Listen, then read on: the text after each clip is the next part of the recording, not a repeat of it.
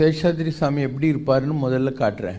இப்போது அவங்க எல்லா மகான்கள் இருக்கிற ஒரு ஃபோட்டோ இருக்கிறத எடுத்துகிட்டு வாங்க. அவர் இப்போ எப்படி இருக்காருன்னு உங்களுக்கு காட்டுறேன். அதாவது இப்படி விரல வச்சுக்கிட்டு இருப்பார். அவருடைய குண்டலினி சர்பம் அவருக்கு எதிரில் இப்படி பாம்பு ஷேப்பில் இருக்கும்.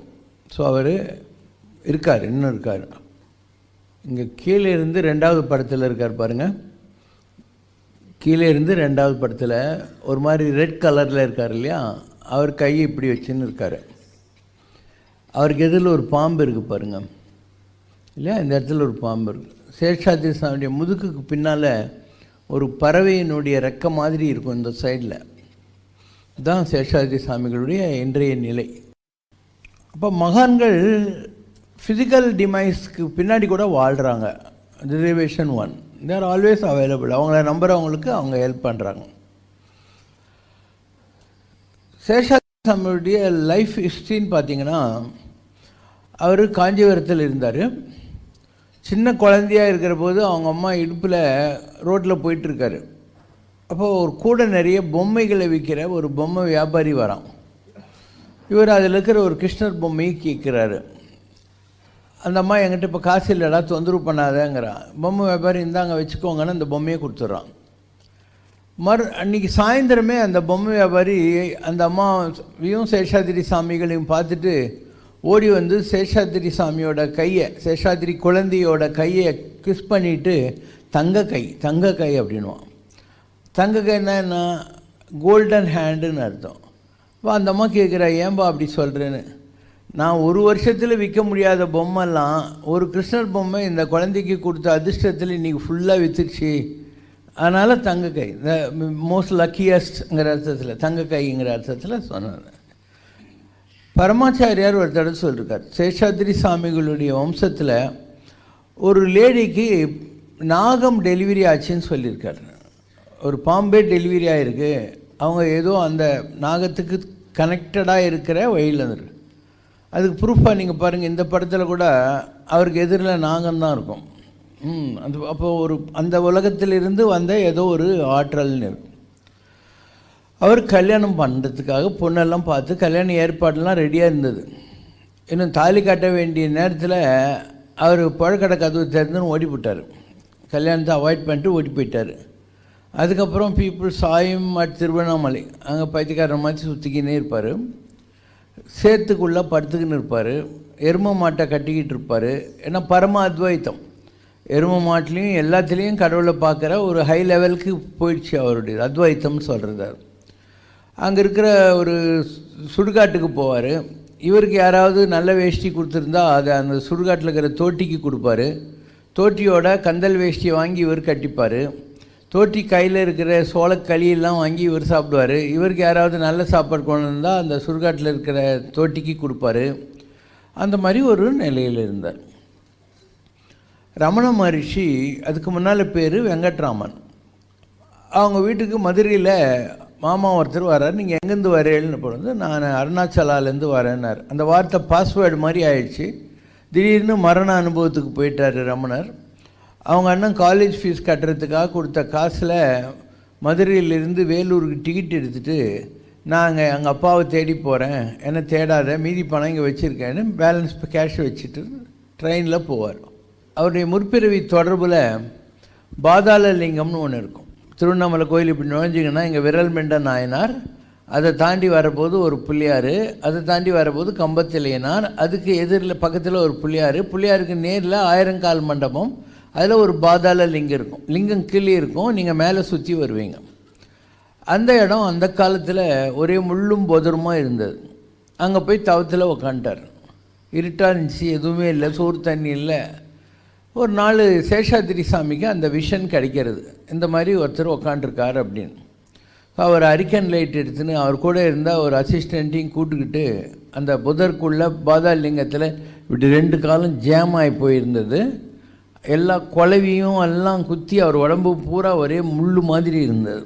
அப்படியே ஜேம் ஆகி போச்சுல, தூக்கின்னு வந்து அவருக்கு எல்லா முள்ளையும் பிடுங்கி வைத்தியமெல்லாம் பண்ணி, சேஷாத்ரி சாமிகள் தான் வெங்கட்ராமனாக இருந்து திருவண்ணாமலைக்கு தவத்துக்கு வந்த அந்த ஆத்மாக்கு, அந்த ஆத்மா யாருன்னா பாதாள லிங்கத்துக்குள்ளே எப்பயோ திருவண்ணாமலையில் தவம் பண்ணிட்டு போய் அந்த பூர்வ வாசனையில் திருப்பி வந்த ஆத்மா தான். அப்போ அவர் அவருக்கு பாலரமணர்னு பேர் வச்சார். அதுதான் ரமண மகரிஷியாக பிற்காலத்தில் ஆச்சு.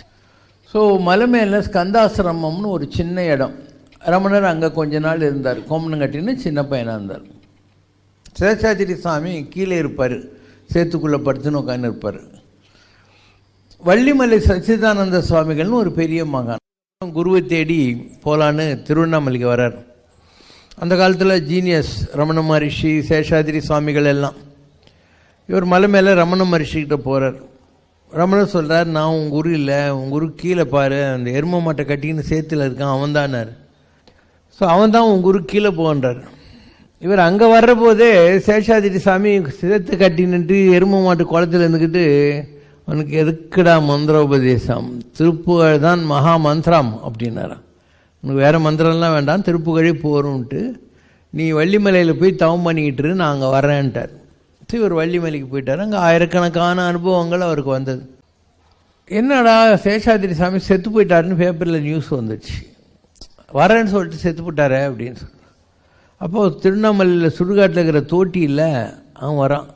நான் தான் அந்த தோட்டி, எனக்கு பழைய வேஷ்டியெல்லாம் அவர் வாங்கி கட்டின்னு எனக்கு புது வேஷ்டி கொடுப்பாரு, என் கஞ்சி வாங்கி அவர் குடிச்சிட்டு என் சாப்பாடெல்லாம் அவர் சாப்பாடெல்லாம் எனக்கு கொடுப்பாரு, அவர் இறந்துட்டாருன்னு அழுதேன், நீ வள்ளிமலைக்கு போ நான் வர்றேன் அப்படின்னு. அன்றைக்கி மத்தியானம் படைக்கிறாங்க பாறைக்கு அடியில். ஒரு தங்கமயமான கீரிப்பில்லை ஓடி வந்து அதை சாப்பிடுது. அந்த தோட்டி சொல்கிறோம், அதோ சேஷாதிரி வந்துட்டார் சாப்பிட்டுக்கிறாரு அப்படின்னு. அந்த மாதிரி ஒரு அதிசயமான அனுபவம் சேஷாதிரி சாமி கொடுத்துருக்கிறாரு. And maybe, he came to Vallimalai for some reasons known to him, and maybe he is still continuing there. We don't know. It is their choice, how they want to live and all.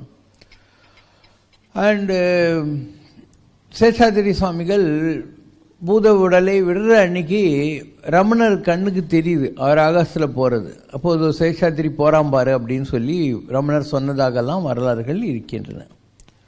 இது ஒரு basic life sketch of Seshadri சுவாமிகள். நான் அண்ணா நகரில் December 13, 14, 15 தேதிகளில் ஐயப்பசாமி கோயில் கட்டி கும்பாபிஷேகம் பண்ணேன். அந்த 20ஆம் தேதி சண்முக சிகாமணின்னு ஒரு இந்து சமய அறநிலையத்துறை செக்ரட்டரி, அவர் என்கிட்ட காரை நிப்பாட்டி வீட்டு வாசலில் ஏறுங்க வண்டியில் அப்படின்னாரு. நான் ஏறினேன்.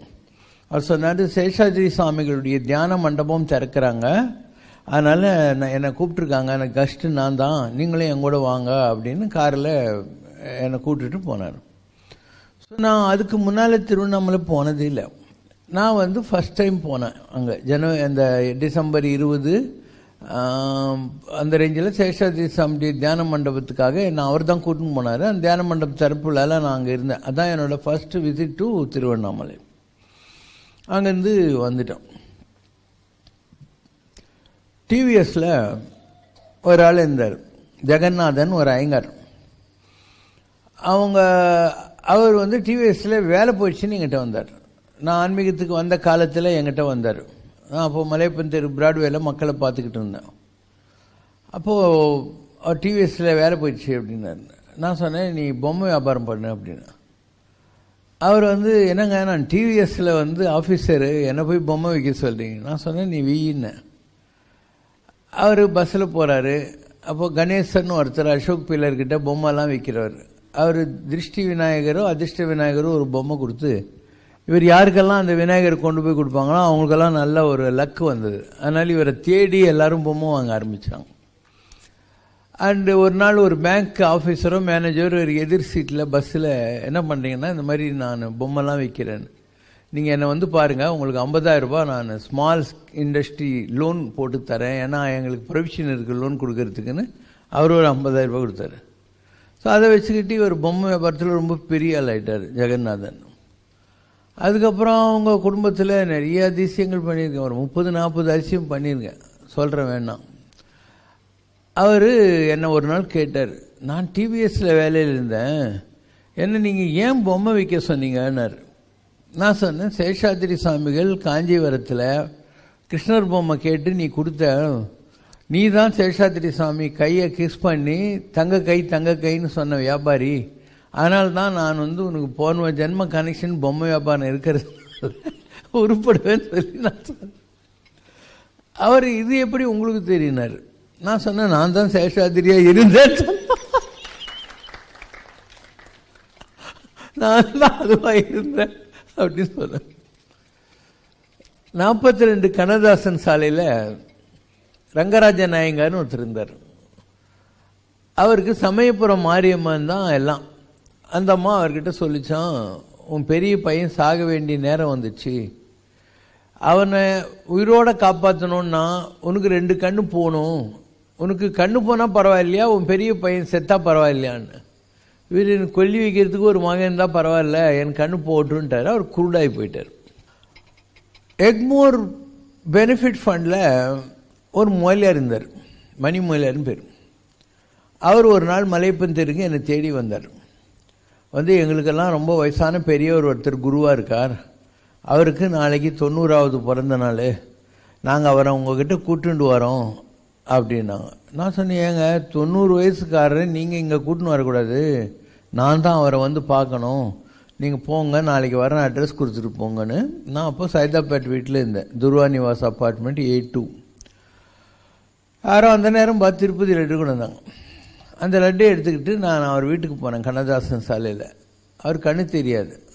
அவர் கொஞ்சம் லட்டு கொடுத்துட்டு அவருக்கு சொன்னேன், நீங்கள் ஆழ்வார்கள் வழிக்குறவர்களில் முதலியாண்டானை வச்சு எல்லாருக்கும் புரியிற மாதிரி எழுதுங்க, ஆழ்வார்களை பற்றி ஓரளவு ஜனங்களுக்கு தெரியறது, ஆனால் வழிக்குறவர்கள்லாம் அதுக்கு பின்னால் வந்தவங்க, வைஷ்ணவத்தில் குறவர்னா குருமார்கள்னு அர்த்தம், அதனால் நீங்கள் எழுதுங்க அப்படின்னு.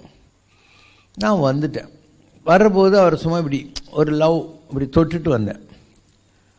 அவர் நான் போன பின்னால் அவங்க ஆளுங்களெல்லாம் கூப்பிட்டு சொல்லியிருக்கார், இப்போ வந்துட்டு போனார், அவர் சாதாரண ஆள் இல்லை, அவர் தான் சேஷாதிரி, எனக்கு அம்பாள் சொல்லிட்டான், அவர் தொட்டால் தான் எனக்கு குண்டலினி சக்தியே வரும், அதனால் நான் திருவக்கரை போய் குண்டலினி முனிவர் சமாதியில் தியானம் பண்ணிவிட்டு சந்திரமௌலீஸ்வரை கும்பிட்டுட்டு சைதாப்பேட்டில் அவர் வீட்டில் அவரை பார்க்குறேன், ஒரு அரை மணி நேரம் அவரை எனக்காக வெயிட் பண்ண சொல்லு அப்படின்னு சொன்னார். ஏன்னா பாபா என்னை தொடணும், அப்போ தான் எனக்கு குண்டலினி எனர்ஜி வரும்னு அம்பாள் சொல்லிட்டா அப்படி, அவர் தான் சேஷாதிரி சுவாமிகள்னு சொல்லிட்டா அப்படி.